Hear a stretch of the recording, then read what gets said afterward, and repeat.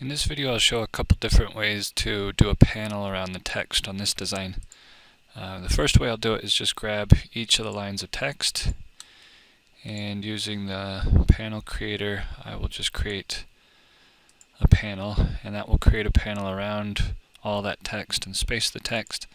Then we've got this that overlaps a little bit, and our panel, I'm going to group it, Control G, and then I'll shift select this piece and hit E to center it top to bottom. And if I do C, it'll center it left to right. However, I can offset that a little bit, that's fine. But we've got this overlapping wheat here, so to decide what we want to do with that, we can either maybe bring it all the way over. No, I don't like that. And just have it overlap a little bit, or perhaps we could bring it in this way and have it overlap. Then it gets a little bit too close there. So what I'm going to do is, instead of having the wheat overlapping the panel the way it is, I will get our panel to intersect with that. So I'll ungroup this. Okay, and then I'm going to take the outside line, which is this one, and just delete that. So now I've got my inside line. And I'll pull it out this way a little bit. Oops, sorry. I'll just drag it this way a little bit. Okay.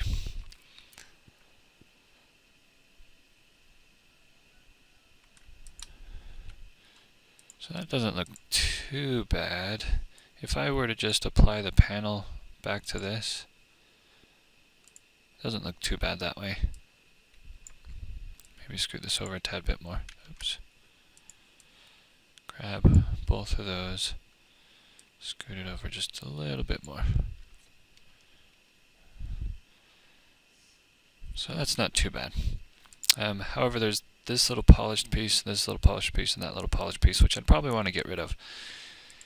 So in order to do that, what we'd have to do is edit this this area here. So I'll just add a node, double-clicking to the line adds a node, and then I'll pull it this way.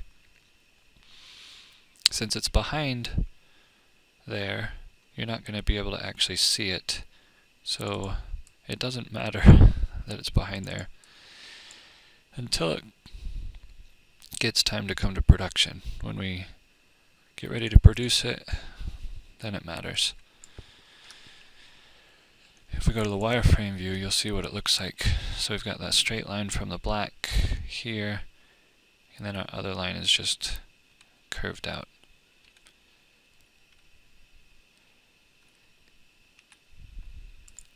But that at least makes it so that we don't have those polished pieces there.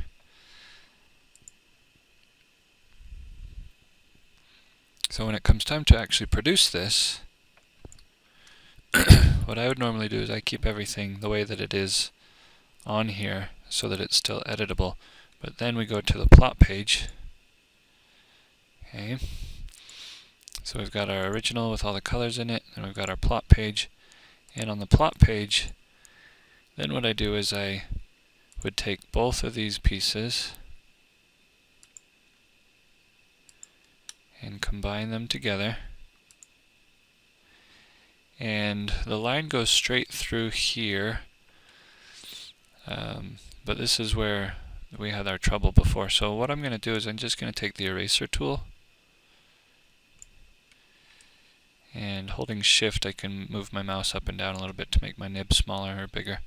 So I'm just going to erase this, and I have to make sure that I have that line selected because that's what I want to erase. I'm just going to erase it up to here. I want it to remain overlapping a little bit there and a little bit down here. Just overlapping that line just a little bit. Because then what I'll do is I'll take this line that we've got. Okay, I'm not going to move it, I just moved it so you can see which one I'm selecting. And then I'll shift select just the outside of the wheat and weld. and that way it will weld through and it'll maintain this as the side of our panel.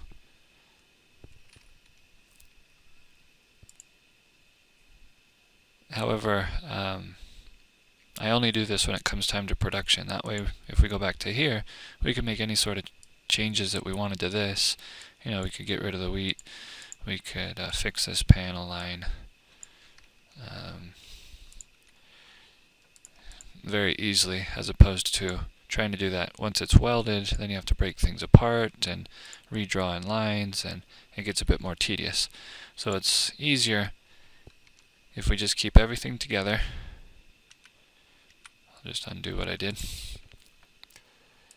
And then make our final edits and welds on our plot page. That way this is ready to go. So another thought that I had on this, I'll just make a duplicate up here. And since we left these in pieces, it's easy to delete this and leave the wheat. But I thought it might be neat to take this text, and instead of this dash, let's do, if we do a space and then a dash, dash, dash, space, then it gives us a little bit larger stylized dash. And now the S and the 1 and the E and the 5, they actually line up pretty well together. So what we can do is make a panel around each of these. So I'll just apply a panel there, and then I'll apply a panel there, and then I'll apply a panel here. So applying individual panels to each of those. Okay? And then what I'll do is I'll take each of the 3 frost pieces and weld them together. I just hit W to weld. And then I'll take each of the black pieces and weld those together. And now we've got a panel that surrounds the text. I can take all that text and bring it back to the front.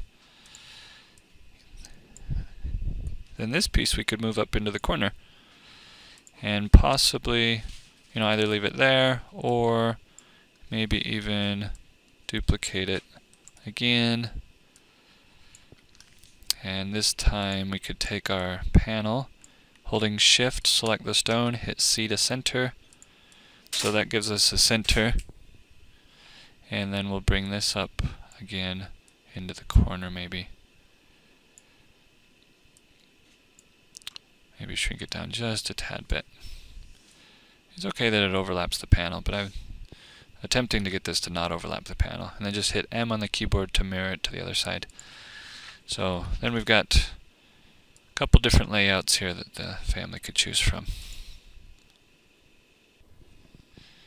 So looking back over this design, I noticed that this panel line is shorter than this one, and that's because the 1928 line is 1 1/4 inch, where the Dwayne line is 1 3/4 inches. So we've only got 1 1/4 inch space here, where we have 1 3/4 inches there. I think it'd look better if we brought this consistently down across there. So what I'll do is I'll take this and I'll make one more duplicate, bring it up here. I hold Control while I'm doing that so it stays in line, and then I right click so that it makes the duplicate. And then I hit Shift F2 to zoom in to just the selected piece. Now I'll take my S Dwayne and I'll reapply my panel.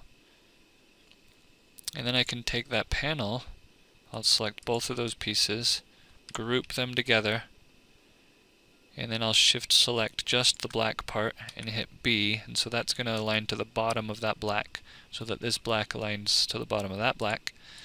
Then I need to ungroup it again.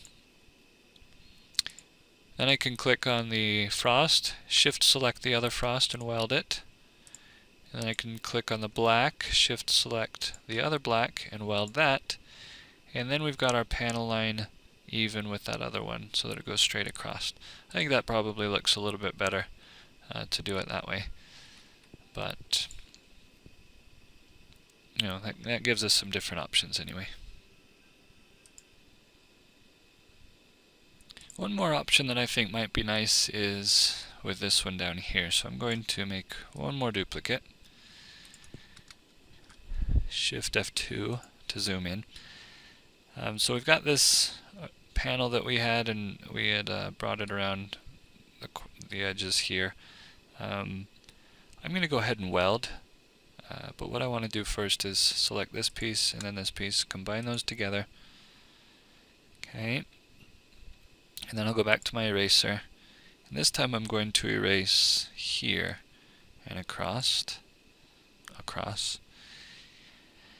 and then I will make that a little bit bigger and go down, all the way down until we get to about here. It's overlapping slightly right there. Then I can shift select this and weld that together. So that creates our welded panel line, and then I can just select all of that and rerun fill panel or fill grayscale, and that will fill it in for me. But that way our panel line stops where our flower or our wheat design starts. So it's just a little bit of a different look for the end of the panel there.